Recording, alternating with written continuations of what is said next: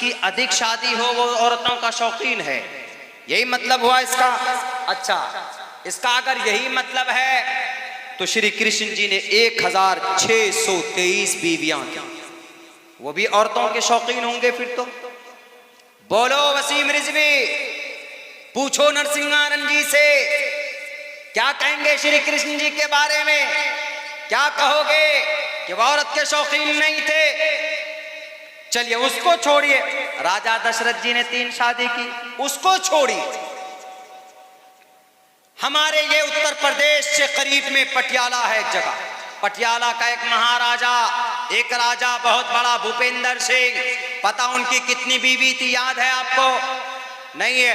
दीवाने दास जर्मनी उठाइए, किताब का हवाला देता हूं मैं, वसीम रिजवी पढ़ लो अगर तुम्हारे अंदर हिम्मत है, किताब उठाकर। दीवाने दास जर्मनी में लिखा है 305 बीवियां थी किसकी? इसी भूपेंद्र सिंह की, राजा भूपेंद्र सिंह की। और 305 बीवियों को अपनी मर्जी के मुताबिक उनकी शक्ल बनाता था, फेस बनाता था, जैसी बीवी चाहिए तो सर्जरी करता था, प्लास्टिक सर्जरी, सारे दुनिया के मेडिकल डॉक्टर्स को बुलाया हुआ था। क्या कहोगे राजा भूपेंद्र सिंह को? और सबसे पहले जो राष्ट्रपति थे राजेंद्र प्रसाद, राजा भूपेंद्र सिंह की ही गाड़ी पर बैठकर राष्ट्रपति भवन से गए थे पार्लियामेंट तक। कहो ना वसीम रिजवी भूपेंद्र सिंह को कि आप भी अय्याश थे औरत के, वो भी छोड़ दीजिए आप। उठाओ भागवत पुराण, भागवत पुराण में कहा गया राजा चित्रकेतु, पता कितनी बीवी थी उसकी? 1 लाख नहीं, 2 लाख भी नहीं, 3 लाख भी नहीं, 50 लाख भी नहीं, 60 लाख भी नहीं, 90 लाख भी नहीं, पता कितना? 1 करोड़ बीवी थी, भागवत पुराण में लिखा है, राजा चित्रकेतु की। अगर औरत के शौकीन मोहम्मद को मानते हो तो राजा चित्र को क्या कहोगे, चित्रकेतु को? कि वो औरत के पुजारी थे। 1 करोड़ बीवी उनकी थी और एक भी बीवी से बच्चा नहीं था, उनका संतान नहीं। तब रंगरा ऋषि आए, अंगरा ऋषि आए, अंगरा ऋषि ने कहा, अंगरा ऋषि से कहा चित्रकेतु ने, अंगरा ऋषि प्लीज हमारे ऊपर कुछ दया कीजिए, मेरी 1 करोड़ बीवियां हैं, एक को किसी से बच्चा ही नहीं। उन्होंने कहा अच्छा ये काम करना। तो पहली बीवी को बुलाए, सबसे बड़ी बीवी को उनके साथ राजा चित्रकेतु ने संबंध बनाया, कुछ मंत्र बताया, तब जाकर उनको 1 औलाद हुए। अब पूछो वसीम रिजवी से, अगर तुम्हारी बीवी तुमको छोड़कर भाग गई तो इसका यह मतलब नहीं कि तुम मोहम्मद को कहो जलन में, ओह मेरी 1 बीवी भाग गई, अब मोहम्मद की 11 बीवियां, मोहम्मद पर इल्जाम लगाओ, ये मतलब तो नहीं होता। इल्जाम लगाना ही है तो ये मिजोरम के एक बहुत बड़े बादशाह, बहुत बड़ा मुखिया, 94 बीवी, 64 बेटा, 39-40 बेटी इसकी, और अपने इन बच्चों की पढ़ाई के लिए जैसे यहाँ स्कूल है ऐसे स्कूल अपने घर में बनाया। कौन? ये मिजोरम का मुखिया। 94 बीवी थी, बताई। और जब ये इंतकाल किया तो 64 बच्चे और 39-40 बेटियां थी और 94 बीवी इसकी उसकी मौत के वक्त में मौजूद थी। बताइए कितना बड़ा। इनको क्यों नहीं बोलते तुम औरतों के शौकीन? राजा दशरथ को क्यों नहीं बोलते? राजा चित्रकेतु को क्यों नहीं बोलते? नहीं, सिर्फ इल्जाम लगाओ। इल्जाम लगाने से कुछ नहीं होता। मोहम्मद रसूलुल्लाह ने क्यों शादी की 11, मैं बताऊंगा। उससे पहले मोहम्मद रसूलुल्लाह पर एक और एतराज किया जाता है। क्या एतराज किया? मौलाना सैयद अरशद मदनी दामत बरकातुहुम के पास कुछ लोग पहुंचे। पहुंचने के बाद उन्होंने कहा, बल्कि वो सुदर्शन न्यूज का एंकर, मेरी तकरीर रिकॉर्ड हो रही और होगी, पहुंचना चाहिए मेरी ये तकरीर, टैग करके आप भेजिए उस टीवी सुदर्शन न्यूज के एंकर को, उसको कहिए आप। उन्होंने क्या इल्जाम लगाया मौलाना पर कि मौलाना आप कुरान को मानते हैं, आप ईश्वर को मानते हैं, ब्रह्मा को मानते हैं, क्या मानते आप बताइए? मौलाना ने कहा कि हम अल्लाह ईश्वर को एक नजर से देखते हैं। उन्होंने कहा कि नहीं, अल्लाह एक तरफ से आता है, ईश्वर अलग अलग तरफ से आता है। वो पागल है, बेवकूफ है। अरे अल्लाह भी हर जगह पर मौजूद है, जैसे ईश्वर हर तरफ से आता है, अल्लाह भी हर तरफ से आता है। लेकिन उन्होंने कहा कि मौलाना अरशद मदनी साहब, आपकी बात लोग मानते हैं, आप बताओ आपके कुरान में कत्ल की बात कही गई। ये वसीम रिजवी जो 26 आयतें निकालने की बात करता था, उन 26 आयतों में ये क़िताल की आयतें ज्यादा थी। वो कौन कौन सी आयत थी? एक आयत थी फ़क़्तुलुल मुशरिकीन हैसु वजदतुमूहुम, दूसरी आयत थी या अय्युहन नबी हर्रिज़िल मुअमिनीना अलल क़िताल, ए नबी मुसलमानों को क़िताल के ऊपर उभारो। तीसरी आयत थी उज़िना लिल्लज़ीना युक़ातलूना बिअन्नहुम ज़ुलिमू, और चौथी आयत थी वअअद्दू लहुम मस्तताअतुम मिन क़ुव्वा, ताकत के एतबार से मजबूत रहो, कोई दुश्मन तुम पर हमला करेगा तो उनसे मुकाबला करो। इन आयतों की वजह से उसने एतराज किया और उसने कहा कि मौलाना आपके कुरान में तो लड़ने की, मारने की, कत्ल करने की, जंग की बात कही, और फिर अहादीस में मोहम्मद ने 23 जंगें लड़ी है खुद से, 23 गज़वात में शरीक हुए हैं, 27 गज़वात में शरीक हुए, जिनमें से 9 में जंग की नौबत आई, बाकी और में जंग नहीं हुई, लेकिन 27 जंग में नबी गए। इसका मतलब कत्ल है कुरान में, इसका मतलब दंगा है, फसाद है हदीस में, वो कहता है। तो मौलाना ने तो अच्छे जवाब दिए, लेकिन मैं जब मेरे पास ये बातें पहुंची तो मैंने सोचा कि कुरान पर तो एतराज किया उसने जंग को लेकर, आयत क़िताल को लेकर। हमने एक किताब ढूंढी, उसका नाम श्रीमद् भगवत गीता। मैंने पढ़ा था मंत्र आपको, तो श्रीमद् भगवत गीता का पहले अध्याय लीजिए, पहला अध्याय, उसमें बरकत के तौर पर एक मंत्र है। कौन सा है वो? पूरा मंत्र जो है वो इस तरह है, ओम पूर्णमिदः पूर्णमिदं पूर्णात् पूर्णमुदच्यते पूर्णस्य पूर्णमादाय पूर्णमेवावशिष्यते। यहाँ तक, इससे आगे है वसुदेव सुतं देवं कंसचाणूरमर्दनं देवकी परमानंदम कृष्णाम वंदे जगत गुरु महा, यानी कृष्णा इस जगत के गुरु हैं। ये इनकी बरकत का कलाम है, ये इनका बिस्मिल्लाह है, समझिए। जैसे हमारे सूरह फातिहा से पहले बिस्मिल्लाहिर्रहमानिर्रहीम है, इसीलिए श्रीमद् भगवत गीता का इसी तरीके से श्रीमद् भगवत गीता का बिस्मिल्लाह है ये मंत्र। वसुदेव सुतं देवं कंसचाणूरमर्दनं देवकी परमानंदम कृष्णाम वंदे जगत गुरु महा, संस्कृत वर्ड है ये बिस्मिल्लाह।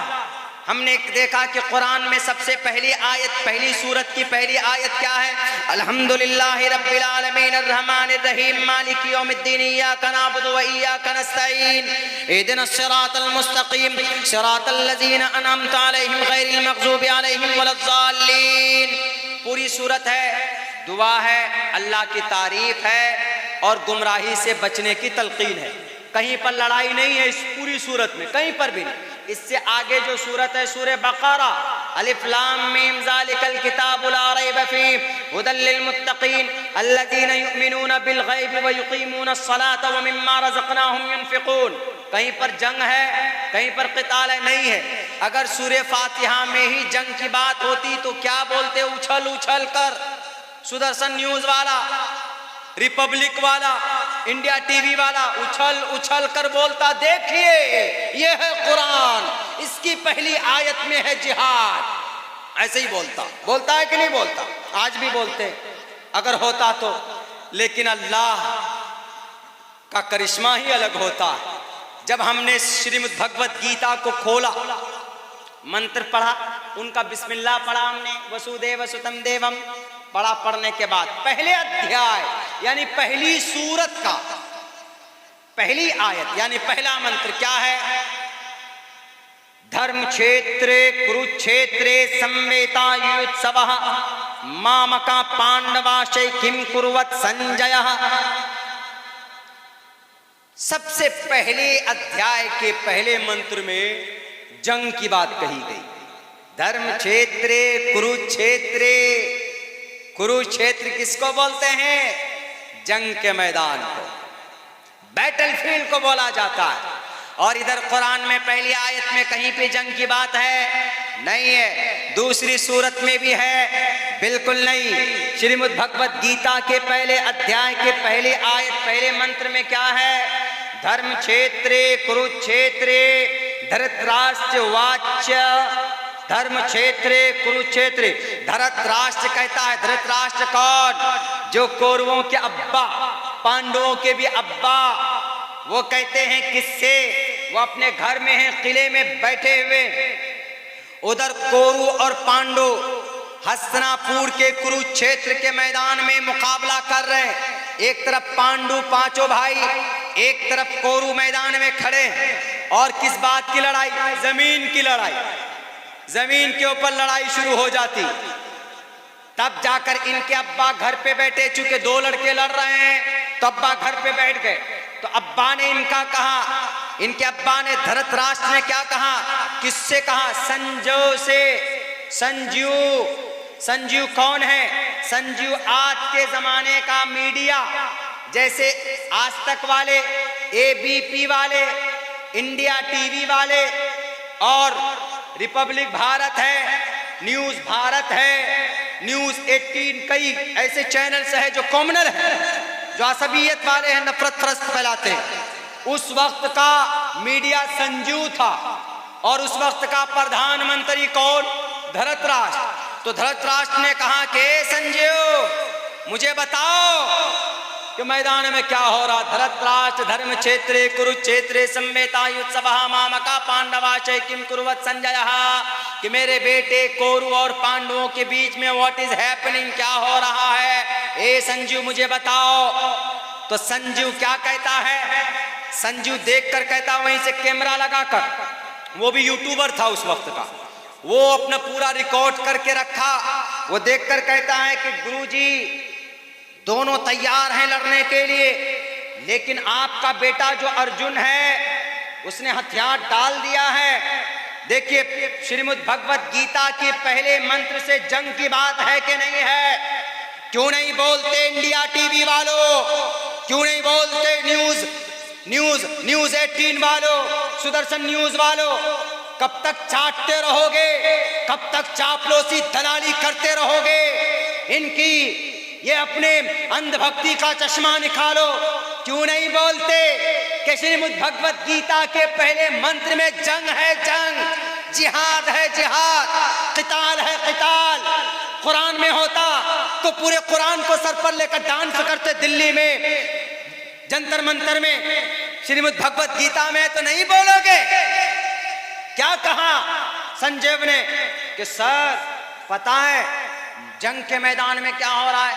जंग के मैदान में एवं मुक्तवार्जुन संख्यो रथोपस्तुपवाविशत् विसृज्य शरम चापम शोक संविघ्नमानसा। अर्जुन ने देखा कि मेरे सामने में मेरे चचेरे भाई हैं, मेरे सौतेले भाई हैं, मैं उनसे नहीं लड़ूंगा। वो कंफ्यूज हो गए and he decided to put down his arrows and bows, अपने तीर को, धनुष को, and sit down and behind the motorcycle, जंग के मोटरसाइकिल के पीछे बैठ गया, हाथ धर कर ऐसे बैठ गया कि मैं जंग नहीं करूंगा। दूसरे मंत्र को बता रहा हूं, एवं मुक्तवार्जुन संख्यो रथोपस्तुपवाविशत् विसृज्य शरम चापम शोक संविघ्नमानसा। शोक यानी गम में कि नहीं मैं अपने लोगों से नहीं जंग करूंगा। तो फिर क्या होता है? फिर देखिए आगे, कुतस्त्वा कश्मलिदम विश्मे समुपस्थितम अनार्यजुष्टम स्वर्गम कीर्ति कर्मजुनः। इतने में कृष्ण जी आ जाते। कृष्ण जी कहते हैं कि अर्जुन क्या हुआ तुमको जी? तुम तलवार रख दिए हो, हथियार डाल दिए हो तुम, वाय क्यों, क्या वजह है? बुज़दिल बन गए हो? अगर तुम बुज़दिल बन गए हो तो क्या तुम ऐसे जन्नत जाओगे? एवं मुक्तवार्जुना, एवं मुक्तवार्जुना, अर्जुन मुक्ति चाहते हो और तुम स्वर्गम कीर्ति कर्मजुना, तुम स्वर्ग चाहते हो, बिना किसी मेहनत और मशक्कत के तुमने तलवार और धनुष को पीछे रख दिया है। क्यों? किसने तुमको कहा?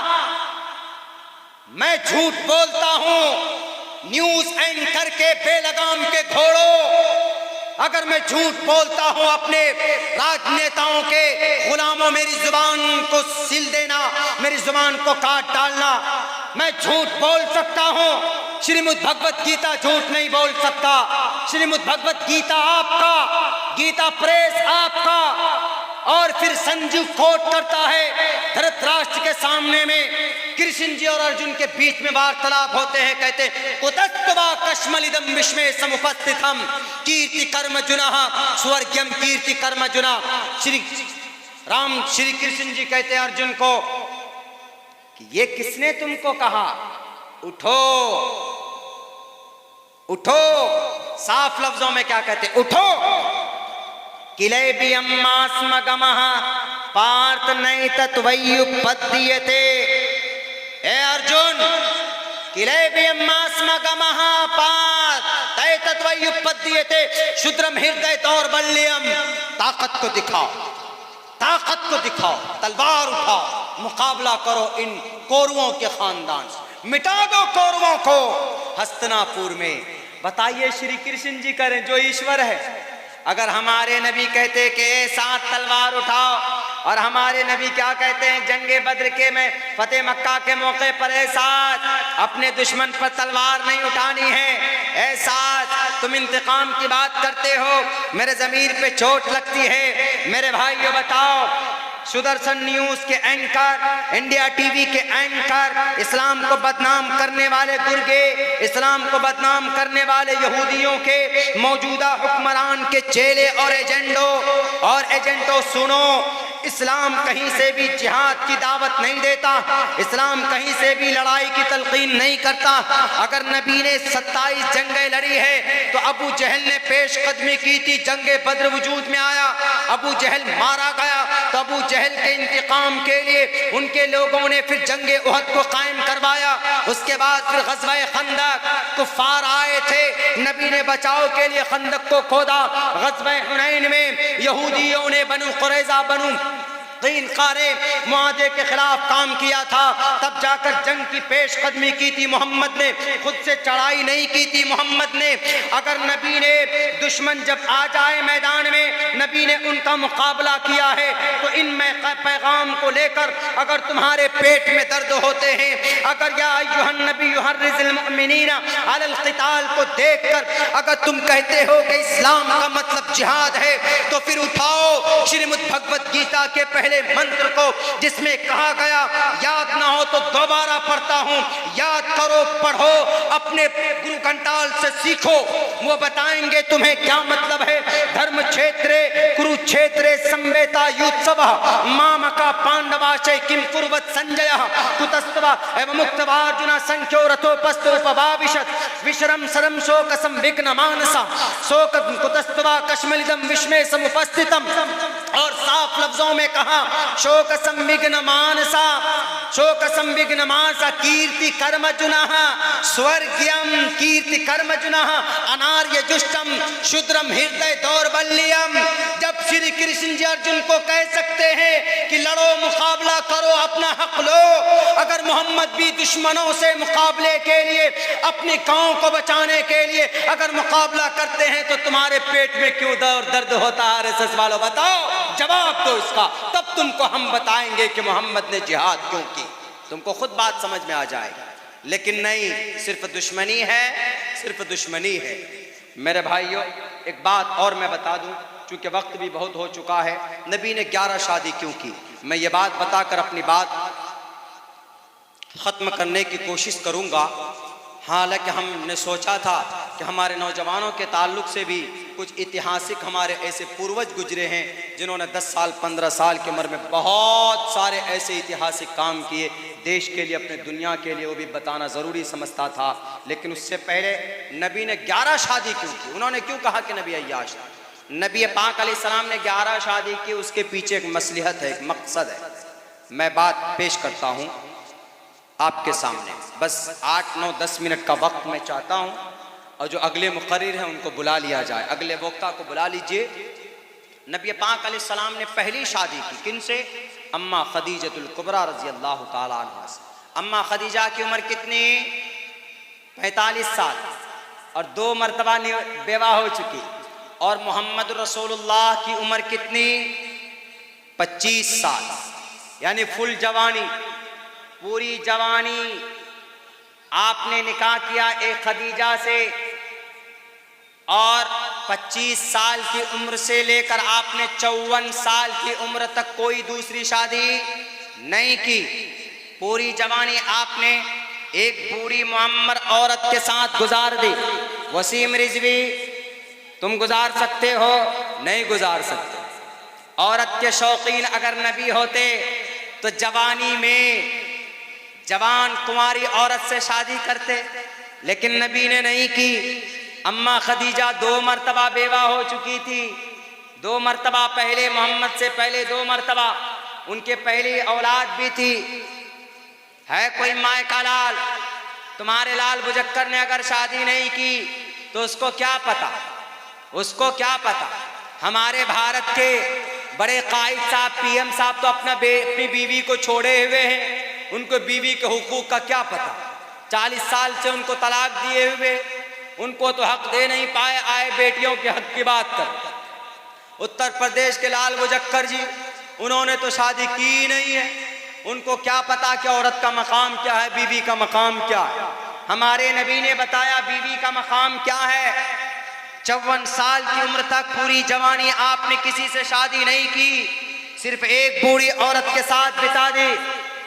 जब कुफ्फार मक्का आए थे कि नबी अगर तुमको औरत चाहिए तो अरब की तमाम औरतें दे देता हूँ, निकाह कर लो, लेकिन तुम अपने इस्लाम का प्रचार मत करो। नबी औरत के शौकीन होते तो अपना मिशन छोड़कर कहते कि हाँ ठीक है, लाओ फला औरत जो खूबसूरत है, मेरा निकाह कराओ। लेकिन मोहम्मद ने कहा कि जाओ, मेरे हाथ में चांद सूरज को लाकर रख दोगे, मैं फिर भी अल्लाह के दिए हुए भेजे हुए पैगाम को पहुंचाने से मैं बाज नहीं आ सकता। 54 साल की उम्र तक आपने निकाह नहीं की, उसके बाद फिर आपने निकाह की। उसके बाद 54 साल की उम्र के बाद आपने निकाह की। तमाम की तमाम बेवा औरतों से निकाह की। कुछ बांदियों से भी आपने निकाह की, कुछ गरीब औरतों से भी आपने निकाह की, कुछ उम्र दराज औरतों से भी निकाह किया आपने, और एक कुंवारी औरत से, कुंवारी से शादी की, अम्मा आयशा रज़ी अल्लाह ताला अन्हा से। पता है क्यों शादी की आपने? बूढ़ी औरत से शादी की। पैगाम देना चाहते हैं पूरी दुनिया के लोगों को, अगर कोई आदमी आज की डेट में, अगर कोई आदमी कुंवारा लड़का है, उसका निकाह अगर किसी शादीशुदा औरत से हो जाए, वो जिंदगी कैसे गुजारेगा, कैसे गुजारेगा? उनको एक रोल मॉडल चाहिए। तो मोहम्मद रसूलुल्लाह की जिंदगी देख ले, वो मोहम्मद रसूलुल्लाह और अम्मा खदीजा की जिंदगी को देख ले। चूंकि मोहम्मद कुंवारे थे और अम्मा खदीजा शादीशुदा थी, इसलिए अल्लाह के नबी ने शादी की शादीशुदा औरत से। अगर कोई कुंवारी लड़की से शादी होती है तो जिंदगी कैसे गुजारे? मोहम्मद की और अम्मा आयशा की जिंदगी देख ले उठाकर। अगर किसी आदमी की शादी भी ऊंचे घराने, बड़े घराने, करोड़पति लड़की से हो गई शादी, तो जिंदगी कैसे गुजारे? तो मोहम्मद रसूलुल्लाह और उम्मे सलमा रजी अल्लाह ताला अन्हा की जिंदगी को उठाकर देख ले, हजरत जैनब की जिंदगी उठाकर देख ले। अब नबी पाक अलैहिस्सलाम और हजरत जैनब ऊंचे खानदान की थी, ये कुरैश खानदान की थी औरतें, 6 औरतें कुरैश खानदान की थी। अगर किसी जवान लड़के की शादी अगर किसी बूढ़ी औरत से, हम उम्र औरत से हो जाए तो जिंदगी कैसे गुजारे? तो अल्लाह के नबी ने वो भी पैगाम दिया हजरत सौदा से निकाह करके। अगर किसी लड़के की शादी, किसी भाई की शादी किसी गरीब लड़की से हो जाए तो उस गरीब लड़की के साथ कैसे जिंदगी गुजारे? तो हजरत जवेरिया से अल्लाह के नबी ने शादी की, वो कमजोर घराने से थी, वहां पर कमजोर लड़की के साथ रिश्ता कैसे गुजरे? वो पैगाम हजरत जवेरिया के जिंदगी से उनको मिल सकता है। और तो और अगर कोई औरत है, बीवी अगर बहुत तेज दिमाग की है, हमेशा झगड़ा करती है, लड़ाई करती है, तो कैसे जिंदगी गुजारे आदमी। तो हजरत हफ्सा की जिंदगी उठाकर देख ले। मोहम्मद रसूलुल्लाह की बीवियों में हजरत हफ्सा रजी अल्लाह ताला अन्हा तेज दिमाग की थी, गरम मिजाज की थी। तो अल्लाह के नबी ने उनको भी हैंडल किया। अल्लाह ने बेवा से शादी की, उम्र दराज से शादी की, कुंवारी से शादी की, निचले घराने में भी शादी की, बांदी से भी शादी की, ऊंचे घराने की लड़की से भी शादी की। दुनिया में निकाह में ऐसा होता है कि नहीं होता है?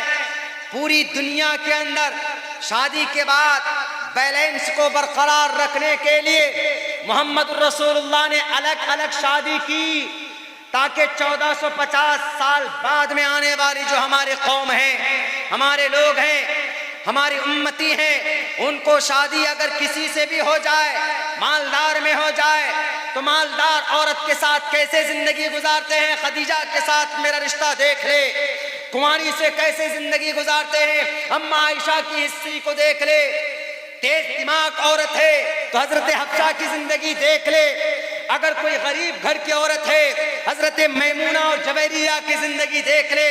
अगर कोई हम औरत है, हजरत सौदा की जिंदगी ज्यादा उम्र दराज है, तो हजरत सौदा की जिंदगी को उठाकर देख ले। ये पैगाम देना चाहा है वसीम रिजवी, तुझे पता नहीं है कि नबी ने 11 शादी इसलिए की थी कि अल्लाह तबारक व तआला के तरफ से फरमान था पूरी दुनिया के इंसानों को शादी ब्याह के बीच में एक बैलेंस कायम करना था। इसीलिए अल्लाह के नबी ने 11 शादी की। अगर शादी 11 की वजह से आपके पेट में दर्द होता है तो चित्रकेतु के ऊपर आरोप लगाओ, जिसकी 1 करोड़ बीवियां थी। कृष्ण जी के ऊपर आरोप लगाओ, 1623 बीवियां थी। राजा दशरथ के ऊपर आरोप लगाओ, 3 बीवियां थी, कौशल्या, कैकेयी, सुमित्रा। अगर आपको एतराज करना है, राजा भूपेंद्र सिंह के ऊपर एतराज करो, 305 बीवियां थी। बताओ, आओ मैदान में, मैं दूंगा तुमको जवाब। तुम्हारी जुबान बंद हो जाएगी, तुम नहीं जवाब दे सकते हमारे किसी भी सवाल के। क्यों? क्योंकि तुम तो सिर्फ वरगलाने के लिए बात करते हो। तुम्हारे पास तो ऐतिहासिक एतबार से, शरीय एतबार से, संवैधानिक एतबार से स्ट्रॉन्ग कोई प्रूफ है ही नहीं। सिर्फ अपने खुदाओं को खुश करने के लिए अनाप शनाप बकते जाओ, बोलते जाओ। मेरे भाइयों, मेरे साथियों, बस मैं आखिर में यही कहूँगा आप सब लोगों से कि हम लोग आज जो ज़रूरत है, मैं आखिर में अपनी तकरीर का निचोड़ वो यही कि हमारी अमली जिंदगी। जी भाई, उनको बुला के लाइए।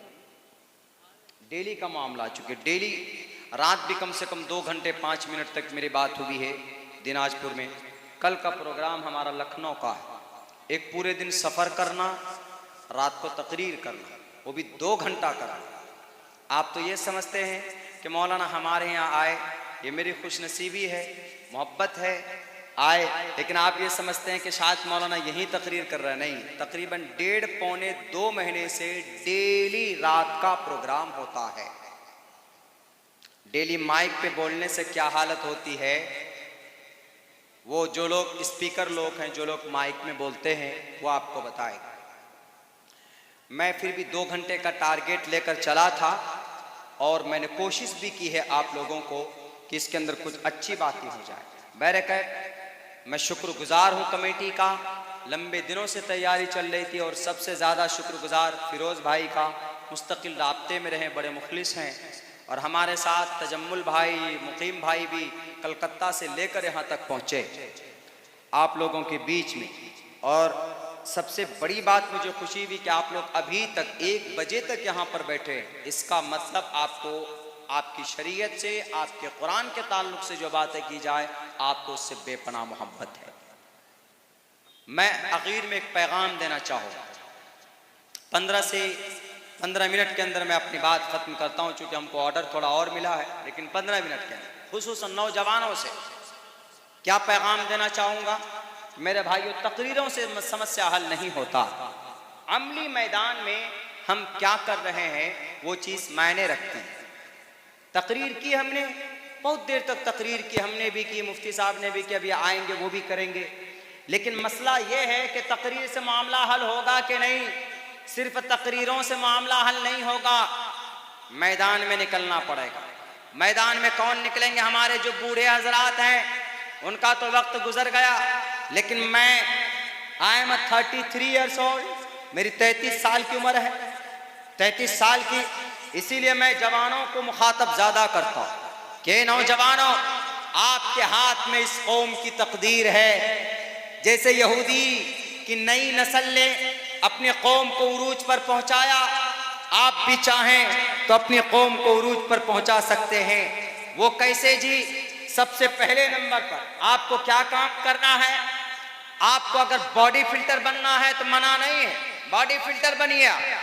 आपको फेसबुक चलाना है तो चलाइए, आपको व्हाट्सएप चलाना है तो वो भी चलाओ, आपको अपाची गाड़ी चलानी है तो वो भी चलाओ, आपको क्रिकेट खेलना है तो वो भी खेल, आपको वॉलीबॉल खेलना है तो वो भी खेल, आपको हॉकी बल्ला जो भी खेलना है खेलिए, मना नहीं।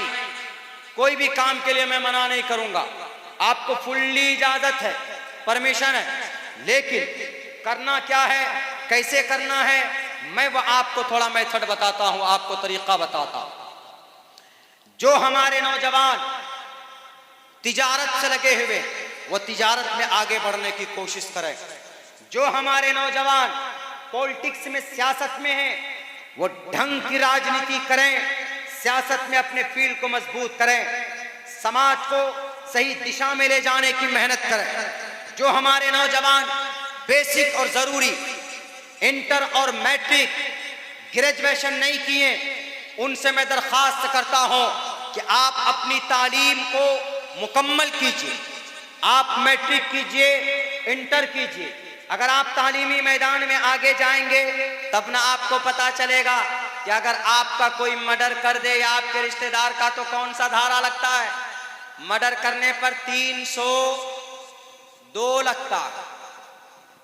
मर्डर करने के बाद अगर कोई आपके सबूत को मिटाए तो कौन सा धारा लगता है? 201 लगता है। अगर समाज की बेटी के साथ कोई बदतमीजी करे, उनके साथ बलात्कार करे, तो कौन सा धारा लगता है? 376 लगता है। और अगर सामूहिक बलात्कार हो, इज्तिमाई असमत-दरी हो, यानी 4-5 आदमी मिलाकर बलात्कार करे किसी समाज की बेटी का, तो कौन सा धारा लगता? 376 डी लगता। आपके बच्चे का कोई अपहरण कर ले तो कौन सा धारा लगता है? 367 लगता। अगर कहीं पर कोई दंगे फसादात हो, लॉ एंड ऑर्डर को मेंटेन करने के लिए कौन सा धारा लगता है? 144 लगता। ये चीज हमें और आपको मालूम नहीं। अगर आप जा रहे हैं बाइक लेकर, खपाची गाड़ी लेकर, पीछे से कोई आपको मारने की कोशिश कर रहा, रात में हमला कर रहा, हमारे साथ बहुत होता। अभी परसों प्रोग्राम था, हमारे इलाके में पंचायत चुनाव चल रहा है, प्रोग्राम था और हम किसी और को सपोर्ट कर रहे हैं, तो मौजूदा जो विधायक लोग हैं, मुखिया लोग हैं, वो कह रहे हैं कि मौलाना मुझे सपोर्ट करो, मुझे सपोर्ट करिए आप। हमने कहा क्यों? करप्शन घोटाला आपने किया, मैं मौलाना बनकर आपका साथ दूं। तावनु अलल बिर्रि तावनु अलल इस्मि वल उद्वान, ये करूं मैं? नहीं, मैं करूंगा तावनु अलल बिर्रि वत तक़वा, अच्छाई पर मैं ताउन करूंगा। वला तावनु अलल इस्मि वल उद्वान, तुम्हारे बुरे काम में मैं शरीक नहीं हो सकता। उन्होंने कहा देखते हैं मौलाना अब्दुल्ला में कितनी ताकत है। मैंने कहा कि मेरे माँ ने, मेरे बाप ने हलाल रिज़्क़ देकर मेरे रगों में जो खून भरा है, उसके अंदर बहादुरी है, उसके अंदर निडर है, उसके अंदर ईमानदारी है। अब्दुल्ला सालिम को जब टिकट नहीं मिला था, मेरे पास बड़े बड़े नेता का ऑफर कि मौलाना 60 लाख रुपए ले लीजिए, MLC बना देंगे आपको, आप अपने पार्टी से रिजाइन देकर मुझे सपोर्ट कीजिए। मैंने कहा कि मैं मौलाना पहले हूं, मैं अपने ईमान का सौदा नहीं कर सकता। मैं जानता हूं तुम गलत हो, मैं अपनी खुश ऐसी खुश जिंदगी की ऐश के लिए मैं अपने ईमान का सौदा नहीं कर सकता।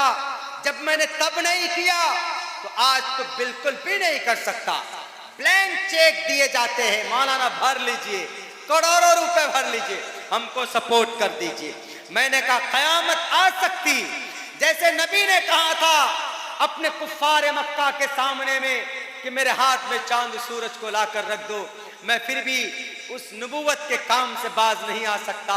तो मैं आज वही सवाल तुम लोगों को उसी सवाल के जवाब में कहता हूं कि मेरे हाथ में करोड़ों रुपए का चेक क्या, तुम 5-10 करोड़ रुपए लाकर अब्दुल्ला सालिम के हाथ में रख दो, मैं हक बात कहने से रुकूंगा नहीं। मेरे भाइयों, 3 रोज पहले एक नुक्कड़ प्रोग्राम, मैं प्रचार करने जाता हूं अपने पंचायतों में, अपने विधानसभा में, तो नुक्कड़ प्रोग्राम ज्यादा करता हूं, छोटे छोटे प्रोग्राम।